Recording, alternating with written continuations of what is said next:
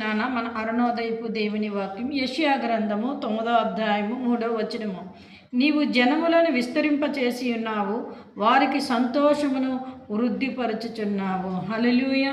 ప్రియమైన దేవుని బిడ్డ, ఎన్ని సమస్యలు వచ్చినా, దేశాల మీద ఎన్ని బలహీనతలు వచ్చినా, దేవుడు మాత్రము తన ప్రజల పట్ల ఆయన ఒక ఉద్దేశాన్ని కలిగి ఉన్నాడు కనుక ఆ జనములను విస్తరింపచేసే దేవుడు. హల్లెలూయా.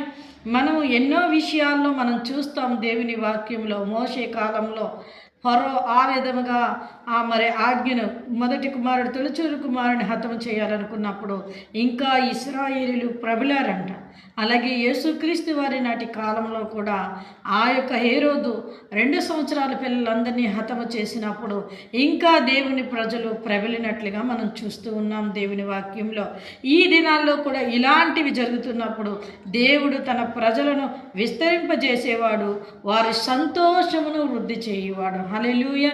దేని యందు ఆ ప్రజలు దేవుని ప్రజలు సంతోషిస్తారో ఆ సంతోషాన్ని అక్కడితో ఆపే దేవుడు కాదు, కానీ వారి సంతోషాన్ని వృద్ధి చేయవాడు.